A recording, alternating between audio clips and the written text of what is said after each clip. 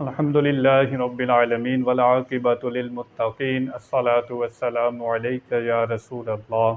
اللہ تعالیٰ سورۃ الانعام میں ارشاد فرماتا ہے قل اندعو من دون اللہ ما لا ينفعنا ولا يضرنا ونرد على اعقابنا بعد اذ هدانا اللہ كالذی تهوته الشیاطین فی الارض حیران له اصحاب يدعونه الى الهدى ائتنا قل ان هدى اللہ هو الهدى وامرنا لنسلم لرب العالمین۔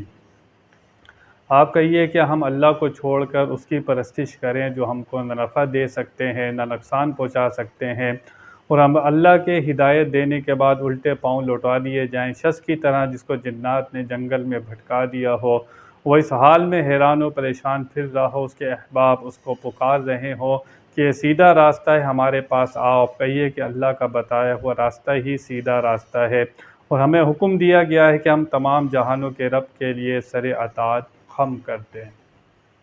آیا مبارکہ کا آپ نے ترجمہ سماعت فرمایا۔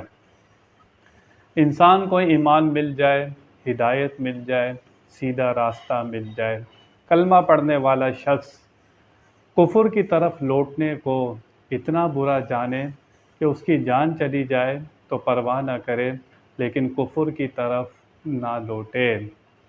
انسان کو آگ میں ڈال دیا جائے تو اتنا برا نہیں ہے اس کے لیے کہ انسان کفر کی طرف لوٹے۔ تو ایمان کی قدر بتائی جا رہی ہے، اس کی اہمیت انسان کو سمجھنا چاہیے۔ بظاہر آپ کو ایمان کا فائدہ اگر دنیا میں نظر نہیں آ رہا، انسان یہی سمجھتا ہے کہ مال و دولت ہو، پیسہ ہو، ہر چیز ہو تو انسان اس کو ایک معیار بنایا ہوا ہے، لیکن انسان جیسے ہی قبر میں جائے گا اس ایمان کا فائدہ آپ کو نظر آئے گا۔ کل جنت ملے گی تو ایمان کی وجہ سے ملے گی، ایمان نہیں ہوگا جتنے اچھے کام کر لیں آپ کو جنت ملنے والی نہیں ہے۔ جنت میں داخلہ ہوگا تو ایمان کی بنا پر ہوگا، ایمان نہیں ہے تو کچھ نہیں ہے۔ بہت سے لوگ باہر ممالک جانے کے لیے کاغذات پر وہ کالم کے اندر قادیانی لکھ دیتے ہیں کہ باہر کے ملک جانا ہے، ہوتے مسلمان ہیں، پیسے کے لیے، دولت کے لیے، تو یہ سب کچھ یہیں رہ جائے گا، انسان کچھ بھی ساتھ نہیں لے کر جائے گا۔ آگے اللہ فرماتا ہے کہ سر اطاعت خم کر دے، انسان اپنے آپ کو سرنڈر کر دے، اللہ کے سامنے جھکا دے، اطاعت و فرما برداری کا انسان مجسمہ بن جائے، اپنی عقل کو شریعت کے مطابق کرے، شریعت کو اپنی عقل کے مطابق نہ چلائے، اللہ رسول کا جو حکم آ گیا اس کے سامنے اپنا سر جھکا دے۔ یہ کیسے ہو گیا، وہ کیسے ہو گیا، اسلام میں اس کی گنجائش نہیں ہے۔ جو حکم آ گیا اس کے آگے سر جھکانا ہے، اپنی رائے نہیں دینی۔ انسان اگر دنیا میں دیکھے تو اس کا ہے کیا؟ اس کی جان اپنی نہیں ہے، یہ دنیا میں اپنی مرضی سے نہیں آیا تھا، اپنی مرضی سے نہیں جائے گا، جب وہاں سے حکم ہوگا اس کو جانا ہوگا۔ یہ جتنی دولت اکٹھی کر لے، جتنا مال جمع کر لے، یہ ساتھ لے کر نہیں جا سکتا۔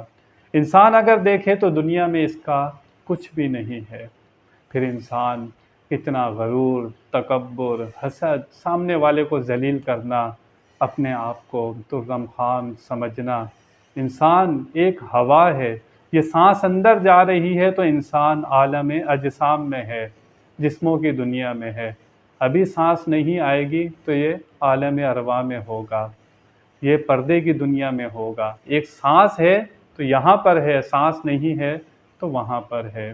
تو انسان اپنے اوپر وفی انفسکم، اپنے نفسوں میں غور کرے، انسان اپنے آپ کو دیکھے کہ یہ کیا ہے۔ جو اپنے آپ کو پہچان لیتا ہے وہ اللہ کو پہچان لیتا ہے۔ لوگ اللہ کو پہچاننے جاتے ہیں، لیکن انسان اپنی تخلیق پر غور کرے کہ اللہ تعالیٰ نے اسے کیا بنایا ہے، یہ کتنا اختیار رکھتا ہے، یہ کتنے اس کے اندر ہمت ہے، کتنی اس کے اندر صلاحیت ہے۔ اللہ تعالیٰ نے جو اس کو اختیار اور ارادہ دیا بھی ہے تو وہ اس لیے دیا ہے کہ شریعت کی پابندی کرے، اپنے آپ کو شریعت و سنت کا پابند بنائے، اللہ تعالیٰ کو اپنا کارساز بنا لے۔